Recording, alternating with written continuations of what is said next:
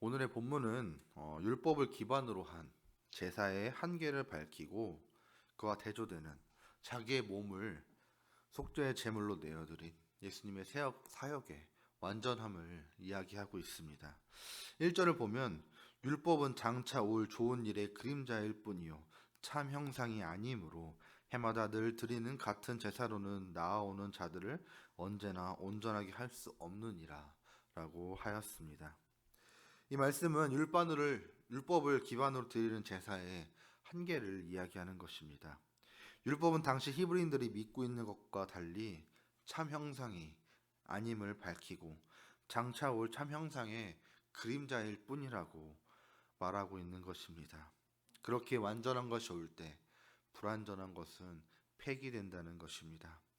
또 대제사장을 통해 해마다 반복해서 드리는 제사는 하나님께로 나가는 자들에게 온전하게 할 수 없음을 말합니다. 여기서 온전하게 한다는 것은 하나님 앞에 설 수 있게 하는 것을 의미합니다. 율법의 제사가 정말 제사에 참여한 이들을 온전하게 할 수 있는 거라면 이미 온전해졌기에 해마다 제사를 드림이 필요하지 않을 것입니다. 매년 반복해서 제사를 드리면서도 그들은 그 제사가 온전하며 자신을 온전하게 만들어 준다는 착각에 빠져 있었습니다. 물론 그 제사가 전혀 무용한 것은 아니었습니다. 제사는 분명 한 가지 유익이 있습니다. 바로 제사를 드리는 사람으로 하여금 자신의 죄를 기억하게 한다는 것입니다. 사람들은 이 제사를 통해서 스스로가 연약한 죄인이라는 것을 자각할 수 있었습니다.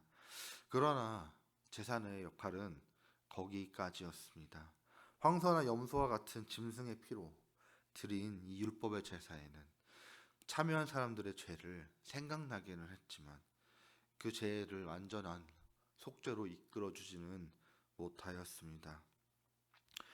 히브리인들은 예수 그리스도 이전에 조상 대대로 지켜온 율법을 태어나면서부터 듣고 자라고 외웠기 때문에 율법은 히브리인들의 유대인들의 정체성이라고 말할 수 있습니다. 이런 그들에게 율법은 참 형상이 아닌 그림자일 뿐이다. 해마다 드리는 제사는 사람을 온전하게 할 수 없다라는 이 선언은 그들의 근간을 흔드는 선언이었습니다.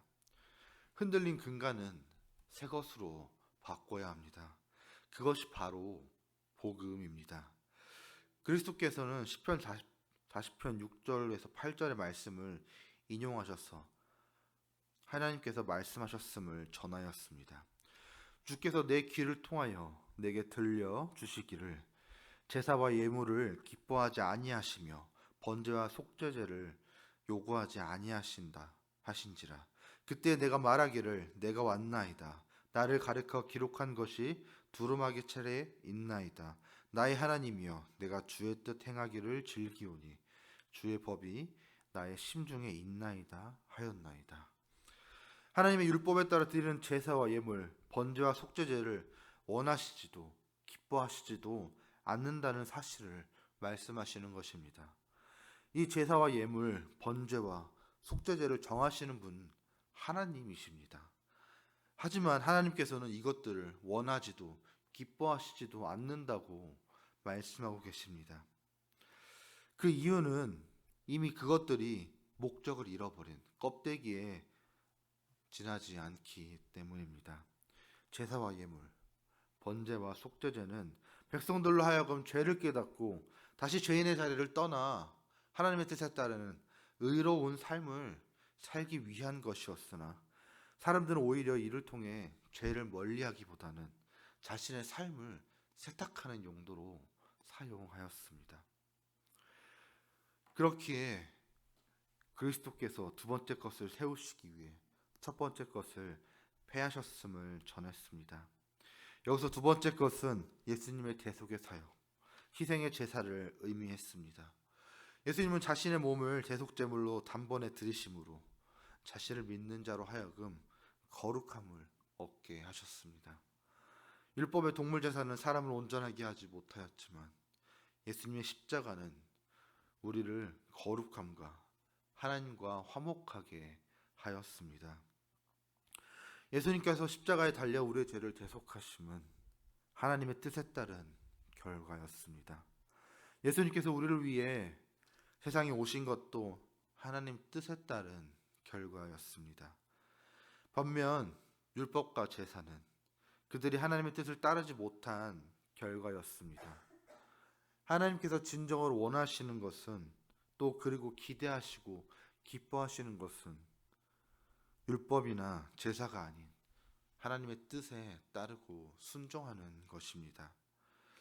그렇기에 우리가 매 삶의 순간에 주님의 뜻에 따라 삶의 자리를 순종의 자리로 바꿔야 할 것입니다. 또 순종을 통하여서 우리를 온전케 하시는 그리스도의 복음을 늘 언제나 함께 해야 할 것입니다. 그래야 해서 나의 삶의 자리에서 참된 형상인 예수 그리스도의 십자가의 죽음을 늘 언제나 기억하며 주님의 은혜와 함께 살아가는 저와 여러분이 되기를 소망합니다.